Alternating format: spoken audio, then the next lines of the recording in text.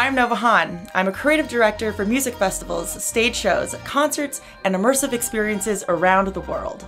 My work has been seen by hundreds of thousands at festivals like Coachella, Electric Forest, Burning Man, and Firefly. I've worked with artists like Deadmau5, Bass Nectar, and the String Cheese Incident. My job has me searching the globe to discover the industry's best artists in installations, performance, movement, set design, costumes, and emerging technologies to create some of the world's greatest live entertainment experiences. Audiences see the awe-inspiring spectacle of the final product, but they have no idea what it takes to get there. We the Creators explores the lives of the artists behind the magic, what drives them to do what they do, the sacrifices they've made, and the pain they've overcome to make art at any cost. Behind every great artist is an even greater story. This is We the Creators.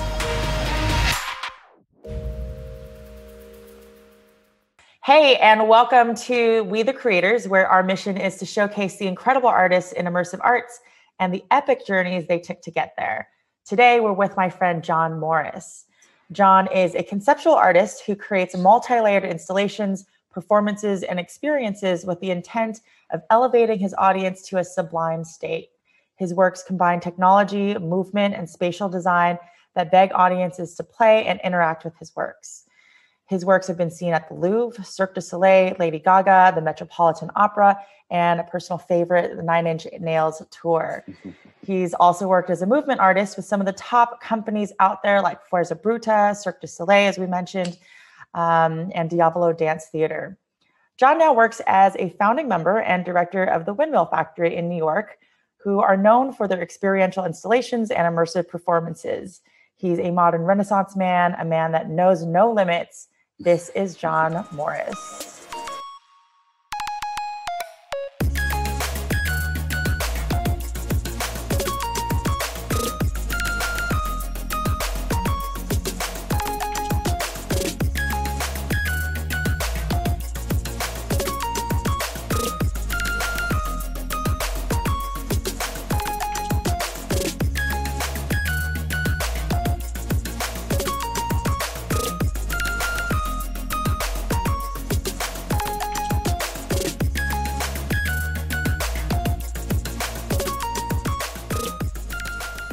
Hello, friend. What's up? Hey. So good to see you. Hello, Dude, hello. So good to see you. I actually was reminiscing on the last time that I saw you, and this just like makes me so happy. But it was at Summit at Sea, which feels like forever ago. Oh my gosh. Yeah. It was Summit at Sea, and the last image I had of you was we were pulling in to dock after having been at sea for days. And if you guys don't know what Summit at Sea is this really cool convention, if you will, on a cruise ship with just the top thought leaders. I mean, I've like danced with like Quentin Tarantino out there, and you know, it gets pretty surreal. So, but John is out there, and I remember seeing you wearing this horse head with these, the like unicorn head. Yes, and these like holographic pink pants, and you're dancing in the hot tub, and it's sunrise, and everyone's like packing up, ready to go, and I'm like, John, I'm fucking proud of you, man. That was a night. That was a super fun night. That was so surreal too, because that was like cruising in, and it felt like forever. We were going through this like industrial shipyard, and this party was going on the roof deck of this cruise ship, and like all these workers were just like, "What is happening?" I love that so much about you, because you're so wildly expressed. You're so free with yourself, and especially when you're like on this boat full of like some pretty affluent people, I find that a lot of people can kind of clam up, like they don't want to look stupid, or they don't want to be judged. And you're just like, fuck it, here I am. I am loose and having a great time. It's all my clown training coming in handy or ruining my career, one or the other. Yeah, totally. No, it's great. I think people need a reason to celebrate. So yeah, but speaking of that, like you grew up in the theater as a performer, like that was your start, right? And a movement artist, and you've done like the creme de la creme of shows that people that are in that industry want to be a part of, companies that they want to be a part of. And then you pivoted some and went on to create the Windmill Factory, which is created so many just incredible and experimental installation works. And, like my question for you is, how did you make that leap from being the performer to then ideating all of this installation art? Yeah. How much time do we have? I mean, keep it punchy. Yeah. Basically, the simple version of that is I always grew up creating.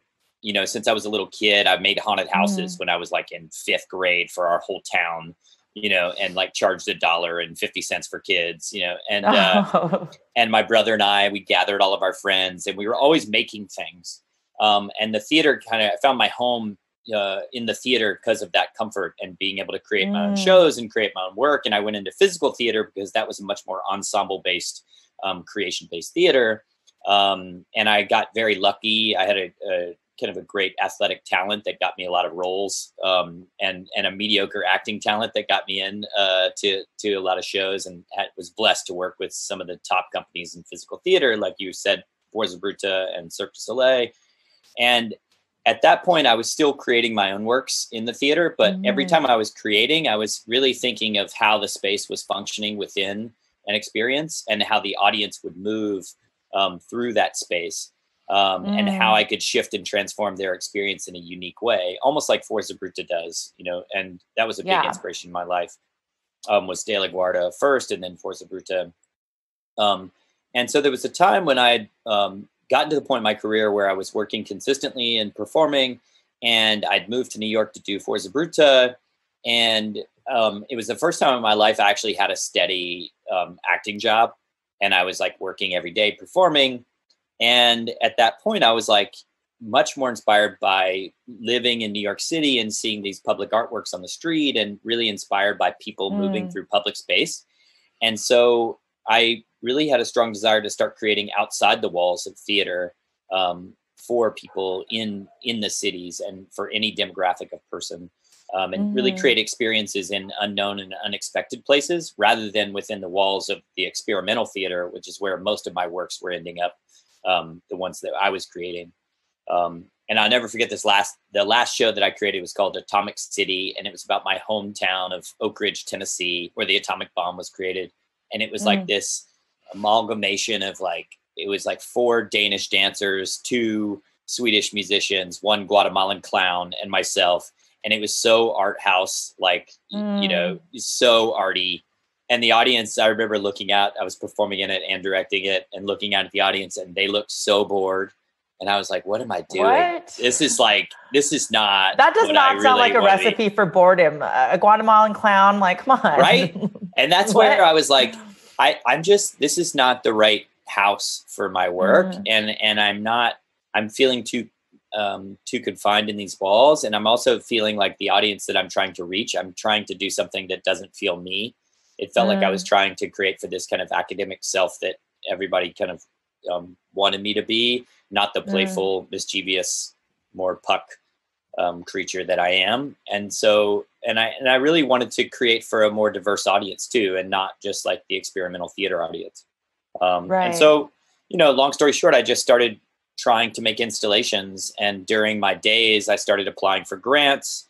And I conceived of trying to create some collective of artists that was all collaborating together, much like I did as a young kid with haunted houses, like gathering all my friends together and then trying to create things.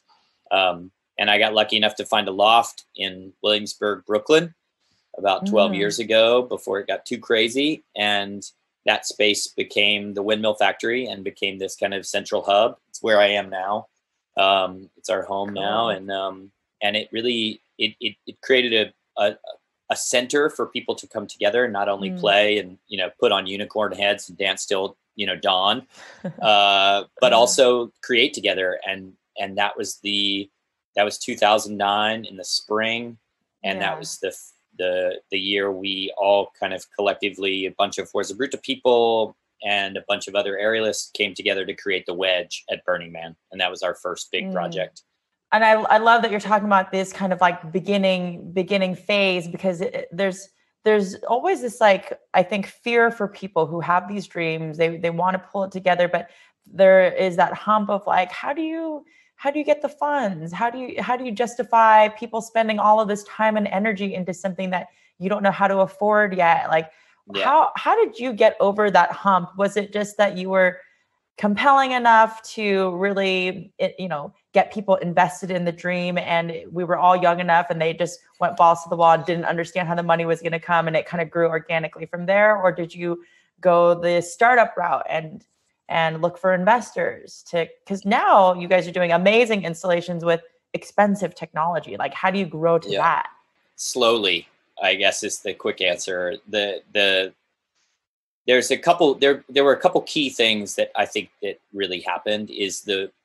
One was the community that I had, engaged from theater and in my life. And it was a lot of people who were really talented in a lot of different fields.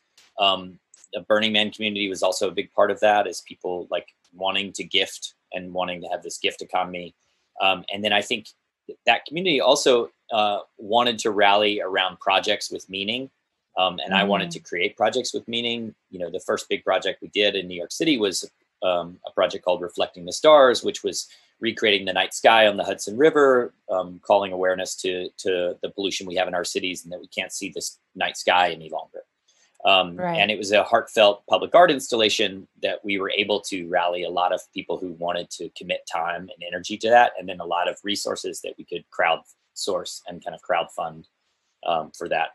So when you create a public work though like that, like the city didn't have grants for something like that? I mean, well, that's the interesting thing about like the career transition too. To call back to that question, it was, when I was at Fuerzabruta and I was starting this kind of collective, I applied for all of these grants, right? And everybody looked at my track record of being a theater artist and creating the theater, and they didn't see any track that led me to creating a wirelessly controlled LED art installation on the Hudson River, and nobody would give me a grant. And so I just had to start creating it and trying to figure out a way to get the right people in place to do it. The other unique thing about that project that was special was that it's a private public park. So I didn't have to jump through so many hoops to get a public art installation done in New York City, as far as like New York City public land.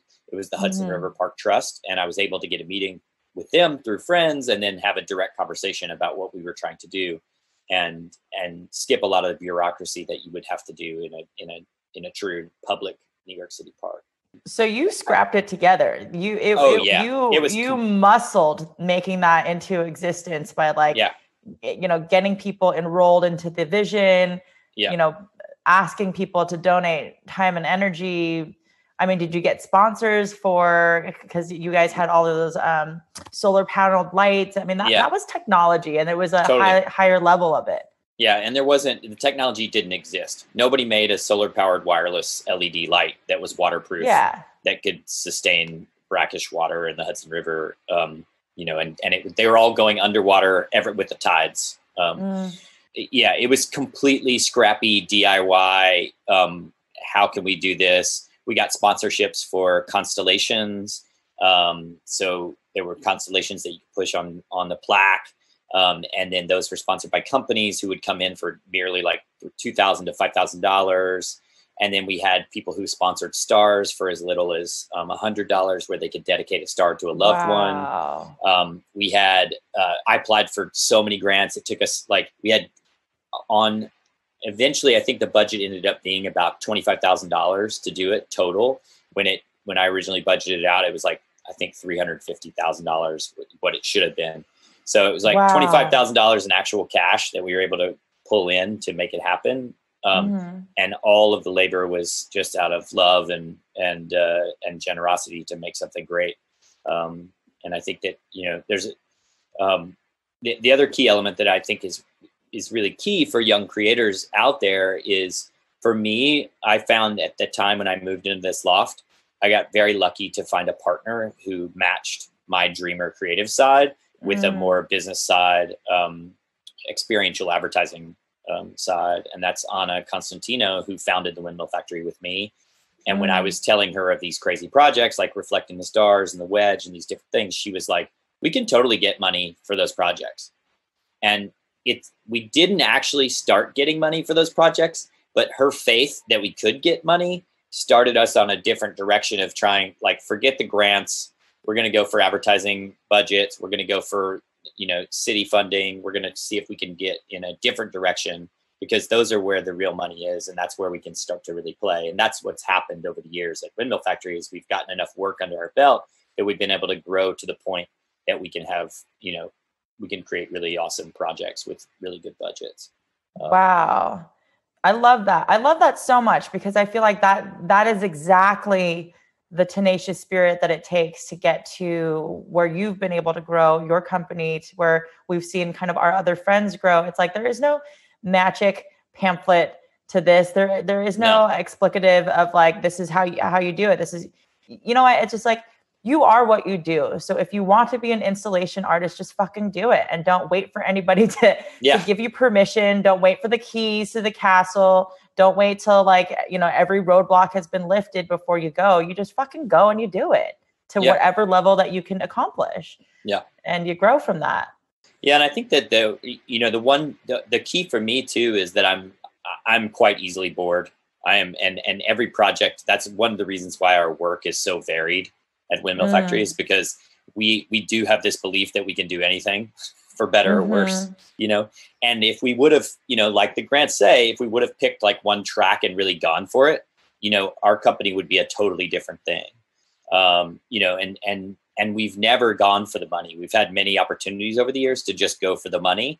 But it was never about that for us. It was about creating beautiful work and bringing it to people in unexpected places. You guys are so good at innovating, and especially you. Like, I feel like as a creative director, I really enjoyed watching your works, and how many different things you're considering. It's really obvious and evident to me when I'm watching like art built by an engineer versus art built by somebody who is tapped into audience response, tapped into human organic response, empathy, how music, movement, temperature, all of those things are components to really craft this experience for people. And I feel like it's really different when you watch an artist approach creating an environment that comes from a theater background versus coming from a tech engineer background.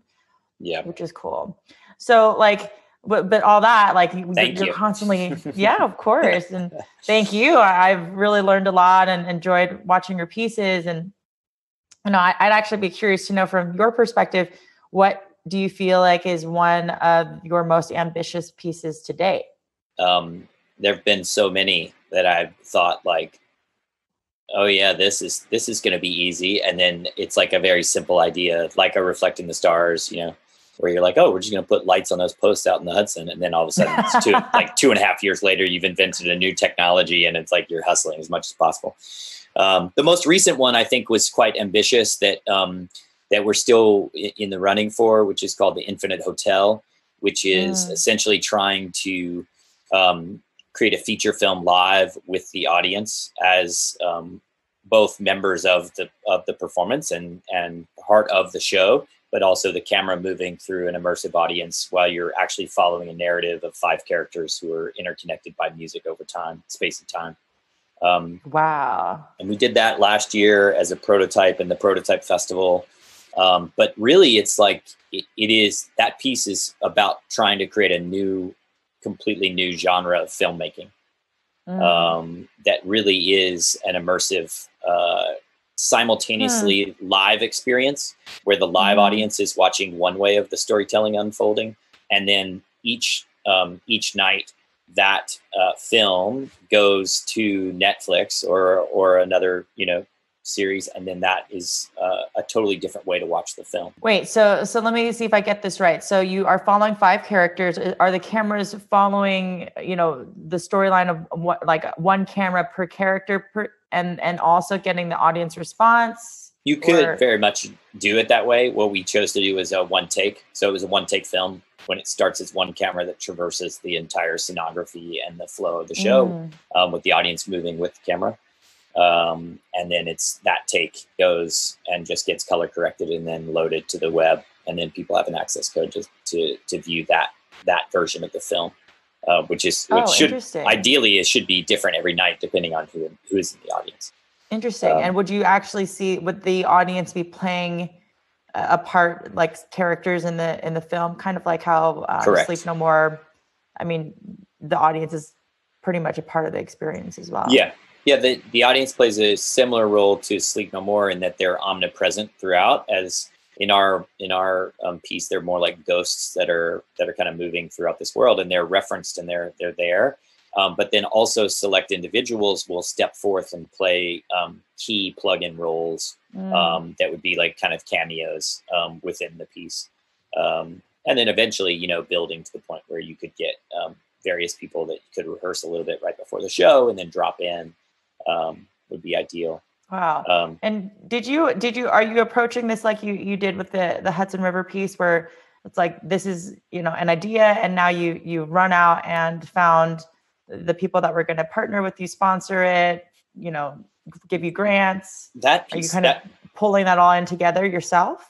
That was a collaboration. That one was a collaboration with Michael McQuilkin, who this was his senior thesis, and then we kind of developed it as a partner with him. And then we got invited by the Prototype Festival in New York to present it. We did a kind of a workshop production in Philly, and then we brought it to Prototype. It's like a year and a half ago. And then now he's continuing to work on it, and we're trying to get the funding to do the full feature film version of it. So that was one super ambitious project. I mean, we're working on another one right now where we're building a new social platform. Trying to choose my words wisely because we're not public about this yet. But sure. But to and which is another. I see it on the horizon. I've done it again. I've picked like a new technology that nobody's done before that I really believe can have a deep impact on how people interact with it. So so it sounds like you're taking the cues of how kind of COVID is affecting our live events industry and trying to find solutions right now. Amazing. Yeah, totally. And how do you find how are you so hip to what's coming out? How you know what I mean? How are you, like, how do you keep your finger on the pulse of all of this new, cool, emerging technology that has yet to be, blossomed in its full offering? Yeah, that's a great question. I'm flattered that you think that I'm hip to what's coming out. I feel more and more as I've entered into my 40s. I feel more and more like I am entering into a different zone of life. But I do feel like I see art and theater avidly. I'm a sponge as an artist. I need continuous influence and continuous stimulation. Both as a human and as an artist. And I deeply, like, that's one of the reasons that brought me to New York and one of the reasons why I love the city so much. And it's one of the biggest tragedies, I think, of what's happening right now, is because it really does feel like the entire world has, like, basically dampened culture. Like, COVID has crushed culture. And, it's so much of this city and of my life is about culture and about culture makers, from, trying, the experimental restaurants to the experimental theater, to the experimental art, to the, crazy person on the street who's just waving their arms and doing their thing, and like freedom of expression within dense populaces is something that just continuously excites and stimulates me. Yeah, I've been thinking about that a lot actually lately. I mean, it's such an interesting time right now, right? Of just total deep self-reflection. I've been looking at my life recently, kind of being like, oh God, like in some ways I'm mourning the loss of a career that I spent my entire adult life building, and being like, oh shit, I'm not qualified for anything outside of live events. Oh, come on. You're the most qualified with what you do and the skills you have. Thanks. Also, I just want to, I think that we, especially as the people within this industry, need to be really careful of how we're phrasing these things, because I do feel like this is not a loss. This is a pause. It's a mere pause. And when everything comes back, like, this is our chance to, like, take a breath and to create anew and to come up with a new angle, a new project, a new development, a new poem, a new story, a new thing. and then come back with a vengeance when it's time. Yes. And really try to give people something they've never seen before, and try to use this time so that we can develop anew ourselves. You know, if there's skills that you need to develop, you know, of course it's easy to say. It's like everybody has their own, you know, situation right now, what's going on, and they have to take care of themselves. But no, I appreciate that. I appreciate the way that you have phrased that. And you're absolutely right. Right. It's like, there's one side of me that's like, you know, there's the fear brain, the amygdala kind of flashing off, like, you got to survive. What are you going to do? Yeah. You know, and then there's the other side of me that's like, I'm massively grateful. That's grateful that I get to have this time that I wouldn't have had. I would have just been on autopilot doing the same gigs that I've been doing, kind of moving laterally, that I get to have this time to go, wait a minute, what's important to me anymore? What do I really want to create in this world? Like, and especially as artists, like, we tend to be very empathetic people. So like, really feeling the state of the world right now, going, what is going to be that breath of fresh air that people are going to really need and crave when we're out of this? Yeah. I think that's the perfect question we should all be asking ourselves right now, you know? Yeah. So I guess during this time, what are some of the things that you are asking yourself in this gestation time? Like, what kind of questions are you asking yourself that are keeping you motivated or keeping you in that seeking place or discovery place? Where are you going when you dig deep? Mainly tears. And when it is, I mean, if I really stop and really take a moment to really feel what's going on right now, it becomes a river. It is really disturbing what's happening. And I have tried during this time of these last 4 months to really allow myself to do that, which is not something that I'm typically doing. It's because I think most of us in this industry, there's no stop, there's no pause, there's just go, and there's hustling, and then there's production, you know? Yeah. And so I really, especially in the beginning of this time, I really tried to not pivot or sprint towards something too quickly. And I tried to just relax and just try to be in the stillness of the chaos and the fear of like, oh God, everything's postponed, everything's put off. What are we going to do?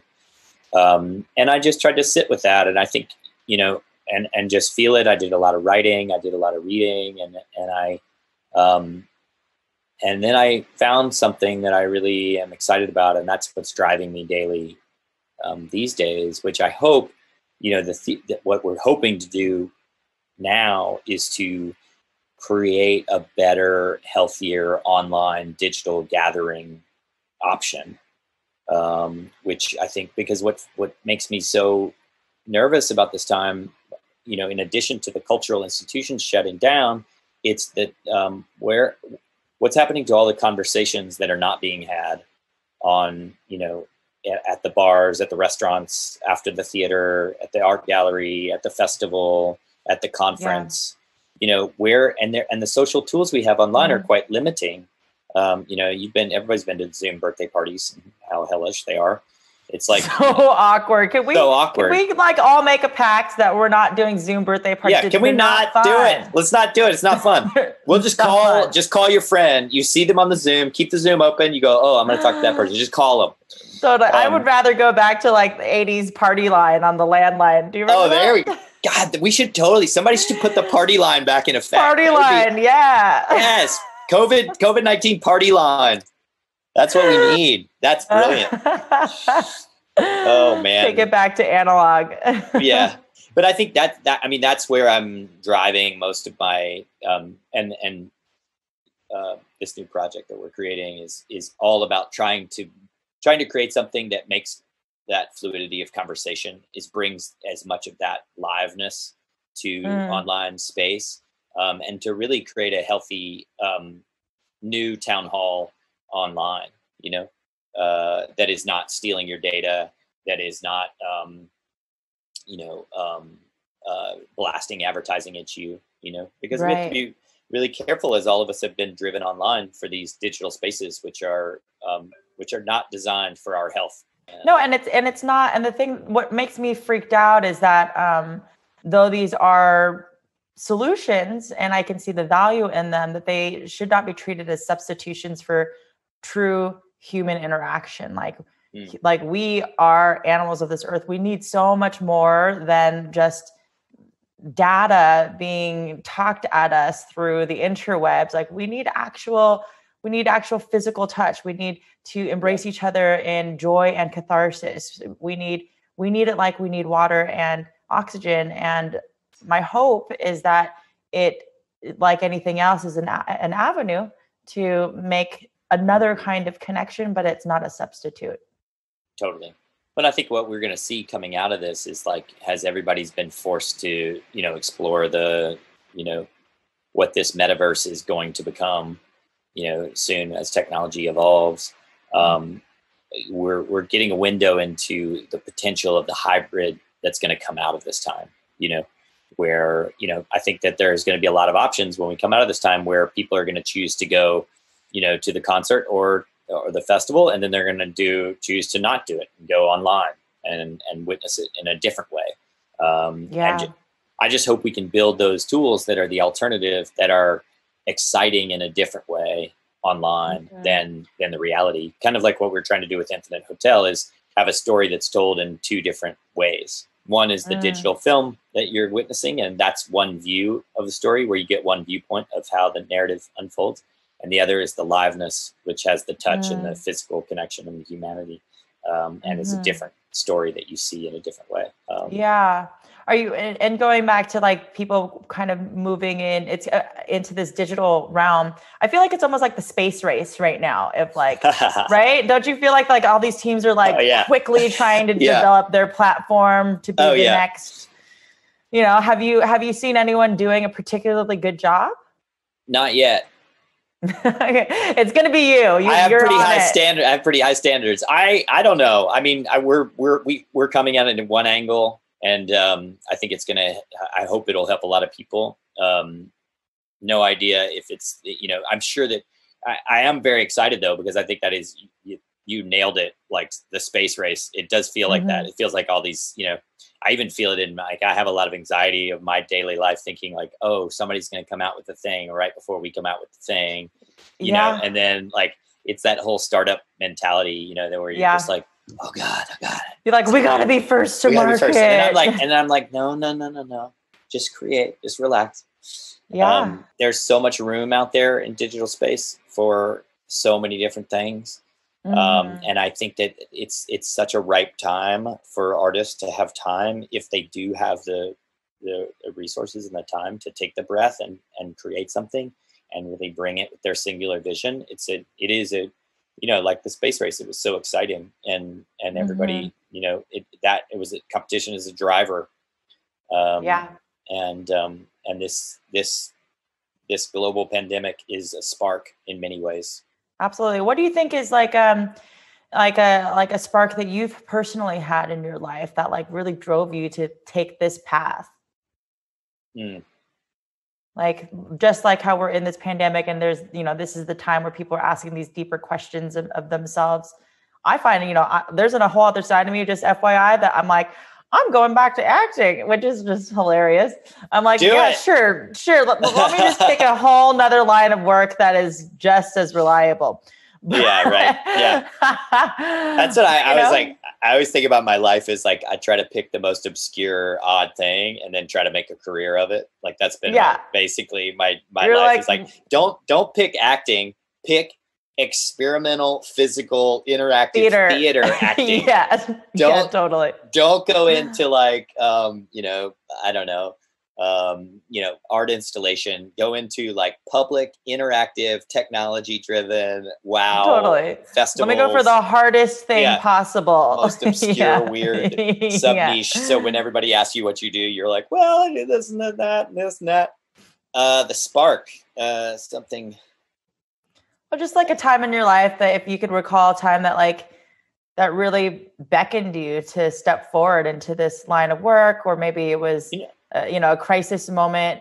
I think the one, big spark for me in my life that I would be, I'm always remiss to not, if I don't talk about it, is seeing De La Guarda for the first time.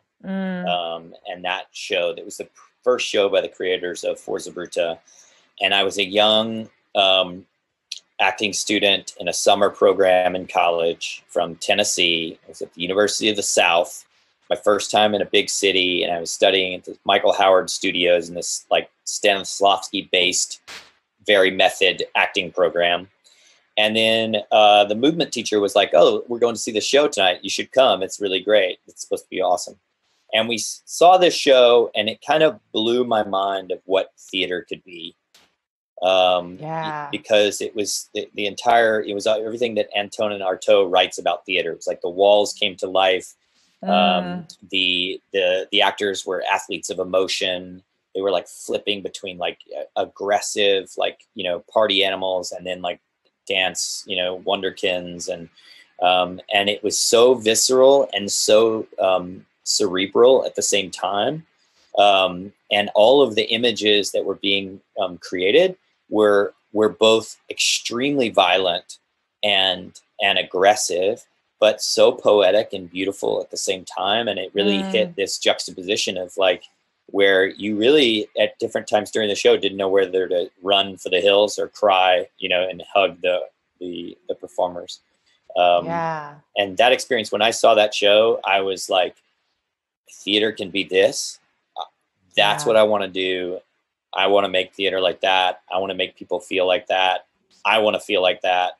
You know, because afterwards you're like, the whole, you know, ceiling opens up and rain floods and the performers are there and everybody's hugging, and then everybody wants to go out. Like I remember standing in the street in New York, soaked in Union Square, just being like shaking, you know, and it was like I have goosebumps just thinking about it. And that feeling of, you know, what I call now within Windmill's work, the sublime reflection, is what I'm always seeking in my work. And I think that's the moment where I learned the power of what that can do. You know, it changed my life. And that's the, you know, that's why our tagline is manufacturing the sublime. That actually gave me goosebumps too, just hearing that. it did. And it reminds me of why I love, feeling myself over here, but it reminds me why I love live theater so much for that instance. I actually, I hadn't seen Hamilton yet, so I just watched it on Oh yeah, they Disney. just got it to Disney. That's so awesome. Yeah, and I watched it on Disney Plus, and it just instantly, once I was like, what is this going to be like watching like a Broadway production on as a film? And I was instantly sucked in, you know, and maybe because I love theater, I come from theater, but it just, it reminded me so much of just like, God, that how great that feels to be in, you know, on stage with the cast where everyone is fucking on fire. They know exactly what they're doing. They know exactly where they're going. There's still space for discovery, for playfulness. I always say I will never leave the theater, and I will always embrace any opportunity that I get to perform again in the theater and create in the theater. It's just, it is the total art form. Absolutely. Well, as a last question, what do you feel like for people who are watching, what do you think is something that they can do to get into the practice of exercising that creativity muscle? Play is like the best for me, for my brain. Everybody has their window into the gods of creativity, but mine is definitely like trying to find the fun.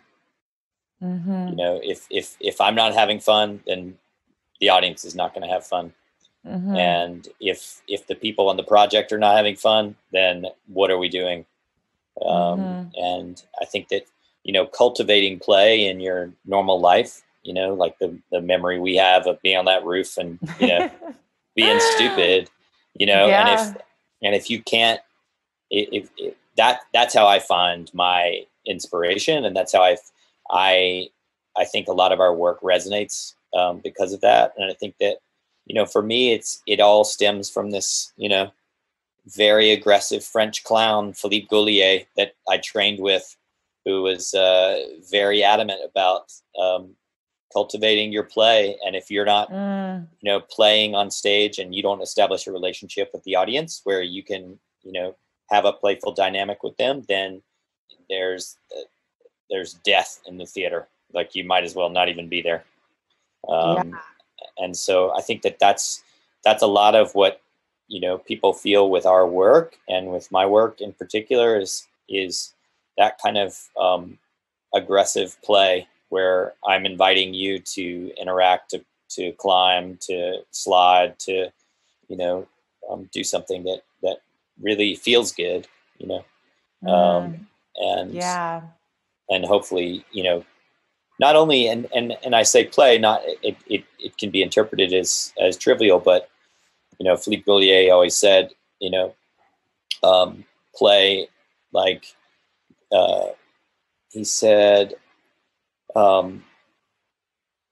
theater is as serious as a child's game. And you see that, you see how serious children are when they're playing, and how captivating it is. And it's not trivial. It's like, it's, you know, and it doesn't have to be, you can be playing and be presenting something that is, you know, a very serious subject and heartfelt and very meaningful. It doesn't have to be frivolous and ha-ha, joke. Right. So I love that. Thank you so much. That was really inspiring and very insightful. Really appreciate it. Thank you so much. It's so lovely to see your face and connect in this way. And I really appreciate you reaching out and doing this. Thank you. It's wonderful. And I hope that, you know, I hope this helps someone somewhere unlock something. I hope so too. I do too. And so I guess if you guys are watching this now or later, you too can be a part of our quest to support the arts and to keep creativity alive. As you guys know, our industry has really been affected by COVID-19. So the way that you guys can really support is to follow people like John. He is on Instagram at Picture John Morris. No H. No one's got time for H's. And John, that's right. No one's got time for H's. No one's got time for H's. At Picture John Morris, and also follow his works, Windmill Factory, on Instagram. And you guys can follow us on YouTube at WeHOWL, where we have all of these past videos up, and we have more coming up for you next week. So until then, stay safe, be kind, and love boldly. Great to see you, John. So good to see you too. See you next time. Bye. Stay safe out there. Bye. Thanks.